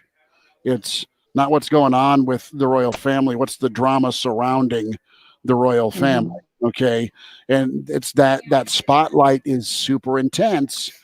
And if you're a coach like Lance Leipold, and is $2 million more a year at a blue blood worth my peace of mind? No, I'm staying at Kansas, where I'm flattered and I respect Nebraska, but maybe I don't want to move on and take that gig on and deal with the monster that is Nebraska. He's not a chicken for it. He's just possibly being honest, if that's why he didn't pursue it. Reports are that, Trev went to visit him the Sunday after Michigan. Not offer, but feel out what was his interest level. And a lot of coaches are going to make a lot of money, and they can be happy with where they're at, do their thing, be appreciated, and not deal with the magnitude or enormity. That is a true reality with this job and with where the program needs to get back to, because it's been a bit of a hunger strike for success with Nebraska football. Mickey's embraced it. He's taken it on. He's done a really good job. Not perfect, but he's been so stand up and so straightforward. So I so do appreciate those that are in his corner saying, yeah, give the job to Mickey. I think from an in-game standpoint, there's more experience to go, but he needs to be a part of leading this program forward in an assistance role full time. I hope that's something, whoever the next guy is. I think Rule can get it fixed. I think Rule can win, and he's just not. He's moved the needle enough because of his success, but it's more so of a national needle move versus the local fan base saying, oh man, yes, home run. Your heart's been broke with all the supposed home runs because you've been through this every 5 years. Well, now I think Mickey Joseph, if he's the interim head coach let's say Mike Riley gets fired midseason and Mickey Joseph is the interim head coach at the end of that time. We're talking 2016, 2017. I think Mickey Joseph might have a better shake at that job because Nebraska did not seem as down in the dumps at that point. It was one bad hire, and you're just waiting for somebody else to get it right. Now you're back-to-back bad hires. This football team is in a bad place. I'd argue both physically and mentally, and there's talent within the roster, don't get me wrong, but there's still a lot of work that needs to be done behind the scenes, and Mickey Joseph is not a guy that fits Trev's criteria of being a proven program builder. He hasn't reached that proven point yet, and I believe Mickey Joseph is going to be a phenomenal head coach for somebody someday. It could even be for Nebraska, and it could be sooner than we think, or it might not be at Nebraska ever. He might head off somewhere else. He might be a great head coach there. I think Mickey Joseph will be a great head coach someday, but I think he needs to get an opportunity in the right circumstances. And I don't think Nebraska is the right circumstances to give Mickey Joseph the right opportunities to succeed in his first time as a full-time head coach, at least not right at the moment. That's why I think there's better candidates out there. I don't want to sit here and say Mickey Joseph is not a good candidate for this job. I think he is a good candidate for this job. I just think there's better candidates out there simply for the fact that Mickey is not proven just yet. And Mickey might have a higher ceiling than all those guys someday down the road. I just don't think his time to be the Husker head coach is right now. There's so many problems within this program right now that I think you need a guy that has head coaching experience to get this thing right first. Elijah, I think that is a fantastic point because it's the same kind of concept as when we brought in Scott Frost. You set him up for failure, and a lot of that, came from his own side too. But we like Mickey. We love Mickey. Players love Mickey. Everyone in Nebraska loves Mickey. We are a fan of Mickey Joseph. We do not want to set this man up for failure and send him out on a bad note on whatever that may be. And if it means putting him off a few years from this head coaching position, maybe I hope he sticks around the program. I really, truly do. And everyone is saying the same thing, but that is a fantastic point. You want to get someone else who's got actual head coaching experience, who's run a program, who's run several college programs. Don't do that to Mickey. Just don't do that to him. Yeah. I'll admit too, like I'm kind of scared because we're hiring a new coach because, what if it doesn't work out? Then we're back to what we just went through. And, everybody is saying, if Scott Frost couldn't bring it back, then who can? Well, maybe he could have brought us back if Call of Duty wasn't a thing. But, I'm thinking Golden Tee, but point taken. That too. Yeah, but I can't help but say, I'm a little scared just because it's such an important hire and, who knows what will happen, but we'll see what happens.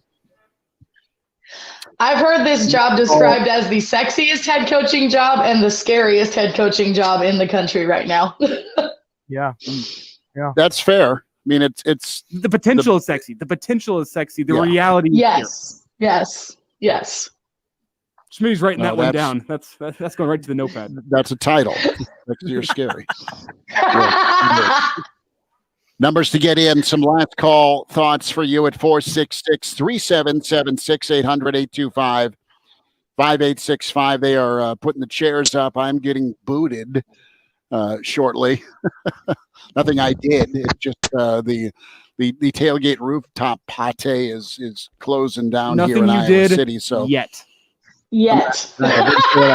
Nothing you've done yet. No, I've been a model citizen here in Iowa City. I promise you. It's the Iowa fans. After an Iowa win, they'll treat you fine. After an Iowa loss, things start getting a little bit dicey with Iowa fans after an Iowa loss. I'm going to warn you. I was downtown in Iowa City, traveled with the Husker baseball team a couple years ago. After Friday night, they won the baseball game. Didn't have any problems. After you won on Sunday, you stop by downtown. You get people rolling down the windows, yelling at you because you're in a Husker polo. Iowa fans after a loss, they don't tend to take it very well. That's no slight towards Iowa fans. This is just my personal experience. Is after they beat you, they're just fine. They're Midwest nice. After they lose to you, they're a bit of work. I'll say that. I'm going to agree with Elijah, and I'm not going to say that the house I'm at right now is owned by an Iowa fan, so I'm going to go ahead and blame him for the internet issues I've been having. I think he's sabotaging me today because it was not – I had to run up before that game was done because it was not pretty down in the basement. Guys, let's take one more call. We got Eric on the line. Eric, go ahead. Thanks for calling. Eric, you got us. Gotcha. Hey, guys. Go ahead. Hey, yeah. Just wanted to call in and say lifelong Husker fan. And looking at that game today, I got to agree with you guys with Mickey Joseph, the way he has character and poise with those kids and real leadership as a man and teaching those kids how to follow through with. You know, whoever the next coach is, I sure hope they would keep Mickey in consideration for that. And in some way, at least with player development, because you see how the kids have really changed and respected Mickey throughout this process. And there's clearly been a better change of leadership there. Big time. Eric, you're right about it. And Mickey laid it out. I got to be a good person. They got to trust me. I've got to earn their trust. I'm going to build that relationship. He's not going to lie to you. He's going to be real with you. And you need as much of that in a college program now with the NIL era as ever before, because a guy like that can do a lot of things. He can see talent, he can get talent, he can develop talent, and he can evaluate. He knows where things need to go. And if you're not familiar with Nebraska or you've been out of the Big Ten for a while, just saying, he's a guy that you should and need to lean on. I mean, as good as rules building has been, he's been out of college football since NIL's come in. He wants back in. He misses coaching. Totally get it. And I think he could do a really good job, but you're going to need some aces, man. And Mickey Joseph's an ace. Bill Bush is an ace. I think Applewhite's really good. And he is a guy that I think can absolutely be your glue guy for this locker room. There's some guys that have another year to come back and play and build on this win that Nebraska hung on to. Finally exercising that demon of one-score losses to Iowa, and then close game meltdowns. Nebraska able to get out of their own way, sort of, kind of, today in that fourth quarter, and it was a lot of it was because of what Mickey and Bush and company did. Well, there are some pieces to be built around for the future moving forward, but a lot of people with the Mickey Joseph conversation especially say, well, if Mickey goes and another coach comes in, you're going to have a transfer portal exodus of all these players leaving your team because they're in love with Mickey. Mickey's their guy, and if Mickey leaves, they're going to follow. But at the same time, have you watched the past couple of years of Husker football? I'm not saying an exodus is needed, but there's an infusion of talent needed at a lot of places on this football team. And if guys want to go with Mickey, I just will say the football program as a whole, I've said this a couple times, it's not that this football team has bad talent. I want to make sure that's clear. But it's more important than any one player or any one team. The football program as a whole and the future of this football program. It's more important than Mickey Joseph. It's more important than any one guy who were to enter the transfer portal. And if you lose some talent, that's opening up more scholarships for you to bring in other kinds of talent. And it's opening up opportunities for you to tell a guy in the transfer portal, you know what? We need a free safety. Come in and play free safety. Hey, we need a left tackle. Come in and play left tackle for us right now. It's not necessarily a bad thing if there is a transfer portal exodus. And from what you've seen, there needs to be better on the football field. And if you're losing some talent, I think that's not the worst trade-off in the world in order to flip this roster over and change things. Because this Husker football team, there's talent. They won a football game today, sure. But a serious rebuild and overhaul is needed. And I would just caution against people being worried about what's going to happen in the transfer portal this offseason. Because this win, plus whoever is named the head coach, is bringing juice to Nebraska. And if people decide they don't want to be a part of that, that's okay. The best way to put it, there's not anybody on this football team right now that isn't replaceable. Yeah, totally agree with that.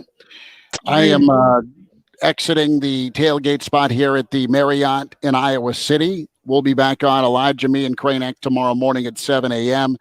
as Elijah and Will and Megan will take you the rest of the way here on Real Red Reaction. Love you guys. Appreciate you doing what you're doing. Thanks for listening to this, and more Real Red continues. Guys, I'll see you in the morning, all right? All right. Thanks, Schmitty. And safe travels, Schmitty. Big thanks to Schmitty, too. He's traveled several games this year. He's been on almost every single Real Red Reaction show, which, it's a long season, guys. And thanks to him, he's done a great job all year. I don't think he has traveled to a win since I have worked with him. Oh, really? I don't think he has traveled to a win since I have worked with Schmitty, because the Boulder trip was the first year working for him. That was a loss. Yes. I'm thinking back here. Maybe he's going to jump in here. I still see him on. He went to Minnesota. Schmitty's just frozen there. He went to Minnesota. There he is. I am 0-4. That's what I thought. I'm 0 for Dublin. I'm 0 for Boulder. I'm 0 for 2 times over Minneapolis. I'm going to blame Searles on that in 2019. No, this is the first I one. have broken the hex. Booyah, Live baby. chicken and Joe Boo's rum. That's what happened. As I today. said earlier, it's a new leaf. You're turning over a new leaf, Husker Nation. Hey, thank you, Schmitty. Right. We'll see you guys soon. See you, Good morning, Schmitty. Yeah, guys, last few words. Elijah, what do you got to say? Well, I just want to go back to the stats and go back to the game. There's a lot that's going to be coming down here in the next couple of days, and we've hit up on that over the past half hour, but I want to get back to this Husker football team and their win today. They showed a lot of heart. Husker Nation is going to be partying tonight. You finally took down Iowa. It's a good feeling, and it's a good feeling going into the offseason, into an offseason of change. I don't want to say there's momentum based off of one win, but the combination of a change at the top from the head coach, you finally broke the curse with Iowa. It just feels like a new day has started, and it started today around the Husker football program. And I don't know what the future holds. As much as I wish to say I knew who the head coach was going to be moving forward, I don't know. My lean right now is still Rule, but I can't say that with any sort of certainty. There's still a lot that can change between now and the announcement, which is probably coming Sunday or Monday. But for now, let's sit back and let's enjoy a Husker football win. They finally did the things that we've been saying for years they need to do to win football games. In the fourth quarter, whenever you had a lead, you were letting the play clock run down. You were running the football. Even though you weren't getting yardage, you continued running the football, running clock, and because of that, you won time of possession. That's been something we've been calling for years. 31 minutes and 15 seconds of possession for the Huskers, only 28 minutes and 45 seconds for the Hawkeyes. You won time of possession. Check it off the list. You won the turnover battle. Iowa, 4 turnovers, 3 fumbles, and an interception. The Huskers, only that 1 Ramir Johnson fumble. You won the turnover battle. Penalties. Nebraska had 6 for 35 yards. Iowa had 7 for 65. You won the penalty battle. You were the cleaner team. The only thing realistically that Iowa beat you in was rushing yards, and they were running the football because they could not throw the ball, and it felt like every single time that an Iowa quarterback dropped back in the pocket, something bad was going to happen to the Iowa offense. So they beat you there. You were about even in first downs, but Nebraska did all the things that we have been crying for years, saying if the Huskers can do this with consistency, they will win football games in the Big Ten. Nebraska did those things today. They finally broke the curse against Iowa. You killed Iowa's hopes of making it to a Big Ten championship game. All in all, today was just a huge, huge victory for the Husker football program. It gives you a little bit of life heading into the offseason, and now it's an offseason of change. It's an offseason of excitement. I'm telling you right now, it's going to be a long offseason. You're not going to want to wait for whoever is the head coach, whoever is starting their era next August. It's going to be a long time until then, but we're going to have a lot of change between now and then. But today was the first step in the right direction. You've turned the page, and it's time for a new era of Husker football. Let's end the night on one more call. David, you are going to have the final word. David, what's up, man? How you doing tonight? We're good, man. I'm calling from Big Timber, Montana. I'm a longtime Husker fan, former Nebraskan. Watched the game with my nephew, who's from Elkhorn. And, Nebraska, they played great for 2.5, 3 quarters, but they still, I think this game will help them to close. But I think what they lack is confidence, and you can just see it when it comes late in the game. They just, like that play where they fumbled in their territory, that was kind of on the head coaches and the guys in the booth. They should be screaming at them to get up to the line of scrimmage, and make put the play forward so they can't review it. That game would have been a lot different if they would have snapped that ball. Yeah, good point, David. Hey, thanks for the call, man. We'll talk soon. All right, there he goes. Well, Elijah. And to David's point there, simply put, you won the football game. Yeah, right? I know. You're always going to have those fans, always going to be complaining about something. But you won the football game. The season's over, and you're right. I mean, today's win, it makes you forget about everything that happened this year. Beating Iowa fixes everything. If you're battling divorce, you may get back with your wife tonight. Who knows? I mean, it fixes everything. But one win like this can fix some of that nervousness in late game situations. There's been so many stories where you've blown it. You finally get one where you've won it in the close game late. Yeah. You've made enough plays to go win it. It was nervous, yes, but you got the win, and one win can change things. And you wonder what it's like if this win comes 2 years ago. What could change in the Scott Frost era? Maybe nothing, maybe a lot, but that's what Scott Frost was always saying was, well, we got to get one of these. Well, once we start winning, these things are going to start building real quick, and Scott could never get that win. Mickey got the win here to close the season against Iowa, and regardless if it's Mickey, regardless if it's Rule, and I know Gold member, I'll call him that, on YouTube is chiming in saying ESPN says Rule. I'll just say I believe ESPN and I are hearing the same things, and ESPN might be hearing them a couple days later than we are here in Lincoln. Yep.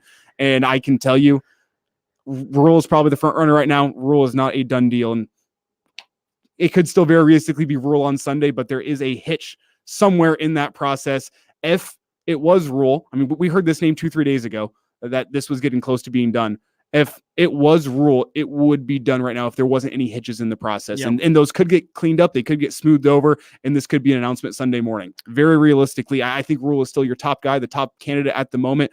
Unsure if you're going to be able to get a deal done. There's some complications with the Panthers from what I'm hearing, and maybe I'm completely wrong on that, but sources I'm talking to over the past couple of days haven't led me astray. And I was hearing about Rule's name a couple days ago, and I can just tell you it's not a done deal yet for a reason. We'll see if Nebraska and Rule and both parties can come together and get those things smoothed out before an announcement would be coming on Sunday. But I would just say if it's not Rule, I would be surprised, but I wouldn't be shocked. Yep. And I mean, based on where we're at right now, I think Rule's your front runner. But if it's not him, there's surprise, but no shock from Elijah Herbal. And we'll see what happens. No matter what, if it happens tomorrow, Sunday, Monday, tune in right here to ESPN Lincoln. We will be on live the second the news hits with reaction and the press conference and everything. So stick around for that. Yeah, that's probably when I'll talk to you. I'm hoping personally it's Sunday for me. I usually just sit around and watch the NFL, and with how the Broncos play this year, I'd much rather be talking about a new Husker head coach. Yeah, they suck. Maybe we'll be talking with you all on Sunday, because I know we have Bill Dolman in for that show. You will, me, Elijah, Schmidt's in for that show. I think Hooksy's in for that show. We're going to have a roundtable discussion talking about whoever the next head coach is, whether it's Rule, whether it's not. That's coming your way as soon as we know. As soon as there's an announcement from the university, we'll be hopping on live ESPN Lincoln over the airwaves. That's 1480 or 101.5. Also, we'll be hopping on the StreamYard. All the same ways you get Real Red Reaction, we'll be hopping on, and you can visit us that way too. But whenever we do know who it is, we will be hopping on, and I expect that's going to be at some point in the next 72 hours. If it's not, warning bells start going off. This has been the final show of Real Red Reaction this season. Again, What a year. It has been a hell of a year. And I mean, there's a lot of things that we got to put out. We'd like to thank everybody who has tuned in and chatted with us, called in. You guys make this show what it is. So we appreciate you tuning in and giving us the support. We'd like to thank Currency, of course, for sponsoring the Real Red Reaction show throughout the season. For all your equipment financing needs, go Currency. They finance all your large equipment. So if there's anything for your business, can't afford it right now, Currency will help you with the financing. They'll get you that machinery, heavy equipment for your business, and you can get a move on with your day. So if you need any equipment financing, go Currency, currency.com. Thank you very much, Elijah. And thank you again to everybody, Schmitty, Hooksy, Meg, Tim Bob, JP, Mozi, Elijah, you. Thank you to everybody who helped us out throughout the season. Vic saying, good job this year, guys. We appreciate you. Thank you to the listeners, too. We couldn't do the show without the listeners. And it's a good night, listeners. If you tuned in for us for this full hour and 45 minutes, we appreciate you. Go out, enjoy your night a little bit, enjoy a Husker win. It's the last one you're going to see for about 9 months. If you count the spring game or not, I guess it's going to be a Husker win regardless. So right. I don't think the spring game really counts, but it's the last one you're going to enjoy for a while here. So get out and enjoy it. And we appreciate you guys joining us all year long. Vic, Brennan, everyone who's been in the StreamYard all year long. We appreciate you guys. Those that have called in. I am a little bit sad that the Real Red Reaction show is coming to a close from the year. It's been some long days after some long Husker football games, but at the end of the day, well, it's not only a therapy session for people in the chat. Sometimes it's a therapy session for us too. After what we just saw, another inexplicable way for the Huskers to lose, and it feels like therapy that we're finishing this year with a loss. We're finishing on a good note, Will, and it's been really fun to do this all year long. It's been a lot of fun, and just know it will be back next season. So again, thank you to everybody. Thank you to Currency. Thank you to everybody who hopped on the show.